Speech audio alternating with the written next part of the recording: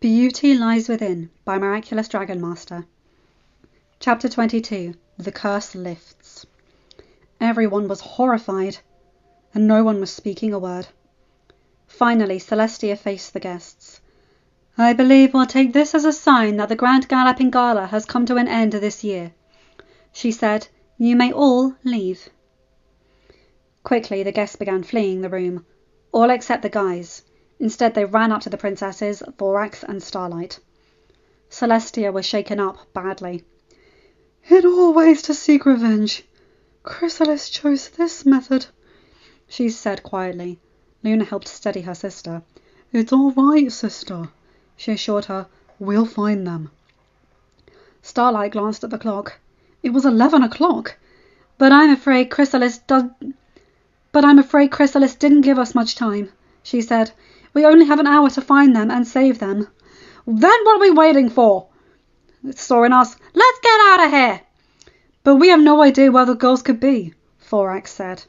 Discord tapped his chin in thought. Carissy said something about us knowing them well. He said, Well, if what I'm thinking is right, then somewhere specific in the city, each of the girls wait. Everyone began to think deeply, the main six flooding their minds. Soon Celestia spoke up. Twilight may be in her old observatory, up in the Eastern Tower, where she would study vigorously for her classes. I'll head there then, Flash said. Rainbow Dash must be at the Derby, Soren realised. Spike was silent for a few moments. Then it hit him. Applejack might be near your golden apple tree, Princess, he said. It's in my personal garden. Celestia said, The gardens! Discord exclaimed. That must be where Fluttershy is. Hey, Spike! Cheese got his attention. What is the name of your favourite donut shop? Donut Joe's. Spike answered. That might be where Pinky is. Cheese said. And I have a theory as to where Rarity might be. Fancy Pants said. Her boutique. Excellent, Celestia said. We now have some hope. You men must go and find them, Luna added. But how do we break the spell? Spike asked. Luna concentrated for a few moments, before reciting in a chant-like voice. A ray of hope lies in this act. Though in a death-like sleep, there is a twist to the pact. Forever will they remain like this, unless revived by love's first kiss. Flash was wandering the halls of the castle, his heart beating like a drum as Luna's words echoed in his brain. He was out of his suit and dressed in his normal clothes, minus the armour. Love's first kiss? He wondered aloud. How can someone like Twilight love someone like me? She's a princess, and I'm just a guard. True, Shining Armour and Cadence got together, but that's different. Is it? Spike was in Princess Celestia's personal garden, lost in thought and back in his normal clothes. I mean, I know that I've had my feelings for AJ changed in the last few months, but can she really feel the same way about me? With Rarity, that didn't happen. How can AJ be any different? Soren had planned to zip out of the castle towards the Derby, but Luna's words pounding in his head, he flew in a daze. He also was in his street clothing instead of his suit. Does Dash feel that way about me? He asked himself. I know she's not really the romantic type, but what if it's true? Discord was searching through the other castle gardens. He had changed back into his normal clothes with a snap of his fingers. Fluttershy? In love with me? He wondered. How can someone as beautiful as her love someone like me? We don't fit together. She's kindness and I'm chaos. Complete opposites. Yet, why do I keep going to her? Cheese was walking through the streets towards Donut Joe's. He too was out of his suit and back in his normal clothing. I mean, I've always wanted to let Pinky know how I feel about her. But knowing that she might feel the same way toward me, why am I shaking like a leaf instead of jumping for joy? Fancy Pants was walking towards Canterlot Carousel, out of his fancy suit and dressed in a simple blue dress shirt and black pants. He was also lost in thought. I have thought about getting to know Rarity better after I ended my courtship with Fleur-de-Lis, he said. but I never thought I would feel this way about her so soon. And yet, it's possible that she feels the same way I do. In Canterlot Castle, Flash glanced towards another grandfather clock. It read 11:15. He slowly then began to walk up the stairs towards Twilight's old observatory. I should mind myself when it comes to Twilight. Yet, why don't I care? An image of Twilight entering the ballroom an hour before came into his mind, making a soft smile appear on his face. As he climbed up the stairs, he began to sing, "Because I love her, I need her, like earth needs the sun. I need the one I love." When the derby came into view, Soren had a smile on his face as an image of Rainbow Dash flooded his mind's eye. He had once thought that they were both too cool for romance, but now he would give up anything just to be with her.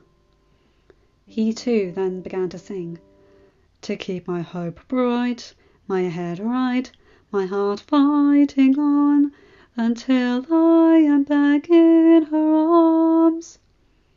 Spike began to sing too, as an image of Applejack appeared in his head, as he went through Celestia's private garden. Spike once thought that he couldn't move on from Rarity, when he realised she would never return his affections. But with AJ, not only were the affections stronger, but there was a chance that she could reciprocate them. Cheese grinned when a picture of Pinky came into his head. He had thought that friendship was all they had, but now he was willing to risk everything just to see her smile at him again. "Because I love her, I need her, like summer needs rain, to grow and sustain each day. I hear her singing and bringing her strength to my soul, until I am back in her arms." By now, no matter where they were, the guys were singing as each of them came to terms with their feelings. "Miles apart, and yet still my heart can hear her melody. I'm more than sure that I can't endure without her love for me." In the castle's public gardens, Discord had his hand to his heart as an image of Fluttershy appeared in his mind. He had once thought his heart was like stone, but she managed to soften it. "Because I love her, I need her, like I need to breathe. Did a man need true love like this?" Fancy smiled as he recognised the street where Canterlot Carousel was. For once he was daring enough to go against everything he was taught, if he could just see Rarity smile at him one last time. Forget protocol for once. He only wanted to tell her how he truly felt about her. "Now I see clearly, I nearly gave up all I had." The guys were all singing once again, as their destinations were nearing. "So whatever our differences were, I'll bid them goodbye, I'll give love a try, and all because I love her." Flash finally entered the observatory. A thick layer of dust covered everything, from the desk to the bookshelves, and there was even a couple of cobwebs attached to the bookstands in the ceiling. One book stand caught his eye. The guard went to it, and saw that the book was about how Princess Luna became Nightmare Moon a little more than 1,000 years ago. That must have been where Twilight stopped, before she moved to Ponyville. A pale green glow caught Flash's attention. He turned around and saw Princess Twilight lying motionless in a green, glowing cocoon, her ball gown removed and replaced with her normal clothing. Flash quickly grabbed a nearby dagger from one of the old suits of armour in the room. With one slice, the cocoon opened, releasing Twilight, but she still didn't move. Flash gently picked her up and held her in his arms. "Twilight, please," he pleaded. "You can't leave me." He glanced at the clock in the room and saw that midnight was already nearing by the second. For a moment, He felt her body get heavier and colder. At the Derby, Soren was horrified to see a motionless Rainbow Dash, back in her normal clothes, trapped inside a green cocoon. He ripped it apart with his bare hands and held his best friend in his arms. "Don't die on me now, Rainbow," he said, feeling a little choked up. "Come on, Dash, please." But she didn't answer him. Soren felt her hand and realized it was slowly turning pale and lifeless. Spike had arrived at the golden apple tree, the moonlight reflecting off all the fruit that was hanging on its branches. Underneath the tree, Applejack had laid in a green cocoon in her normal clothes, even with her Stetson hat back on her head. Spike grabbed a large stick that was sharpened to a point and sliced open the top of the cocoon. He then got AJ out, but she wasn't responding to anything. "Come on, AJ," he pleaded. "You can't leave me." Discord had looked all over the gardens before he came to a pavilion surrounded by flowers. There, Fluttershy laid in a green cocoon, dressed in her normal clothes. Discord snapped his fingers, and the cocoon opened by itself, and he cradled the sleeping girl in his arms. He summoned a floating clock, and his eyes began filling up with tears as the seconds ticked closer to midnight. "No, no, no," he pleaded to the seemingly lifeless Fluttershy in his arms. "Please don't leave me, Fluttershy." Cheese quickly saw that Donut Joe's was closed for the night, and his heart sank. But then, a green glow from behind the building caught his eye. He followed it to a sleeping Pinkie Pie, trapped in a cocoon, dressed in her normal clothes. Cheese spotted a nearby crowbar and used it to slice open the top of the cocoon as he pulled out the motionless Pinkie. "Pinkie! Can you hear me? Pinkie!" There was no answer, and he felt her skin growing colder by the moment. Time was running out, and fast. Fancy was relieved that the door to Canterlot Carousel was unlocked. He didn't want to have to break it down, but if it was locked, he might have done it. An eerie green glow was coming from the designing room. He peered in and saw a green cocoon containing a sleeping Rarity, dressed in her normal clothes. Fancy saw a pair of sewing scissors on a nearby table, and he used them to cut open the cocoon and pull Rarity out. "Rarity, please answer me," Fancy pleaded, though, as expected, there was no response. Her skin was even more pale than he had seen it, and it was cold to the touch. All the boys either looked up at the sky or at the clock. The moon had reached its highest point in the sky, meaning that it was midnight.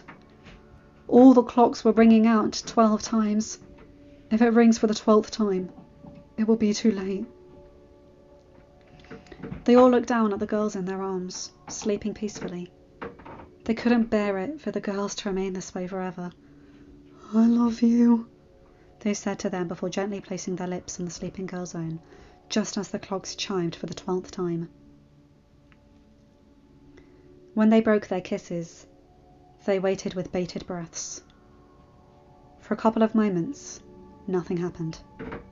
They all thought it was too late. Then, one by one, the girls began glowing a soft pink that was emanating from their hearts. First it came from Twilight, then Rainbow, Applejack, Fluttershy, Pinkie, and last, Rarity. Luna's words from earlier echoed throughout the city. "A ray of hope lies in this small act. Though in a death-like sleep, there's a twist to the pact. Forever will they remain like this, unless revived by love's first kiss." From her hiding spot, somewhere in the vicinity of Canterlot, a certain queen heard the echoing chant, and saw the glowing lights from the spots in the city. "No!" she growled viciously before zooming out into the night air. "No!" When the lights finally faded, the main six each slowly opened their eyes to see the man she loved holding her in his arms. They all smiled softly at them and lovingly. "I knew it was you," they all said. The boys were all overjoyed, and they all embraced them tightly, the girls returning them. End of chapter. Hi guys, hope you enjoyed that one. Oh boy, dramatic but very romantic. I like it. Anyway, you guys know the drill. Like, comment and subscribe, and hit that bell to be notified whenever I upload a new video. Have a good day, night, or whatever time zone you're in. Bye my guys, gals, and non-binary pals. I'll see you in another video. Take care.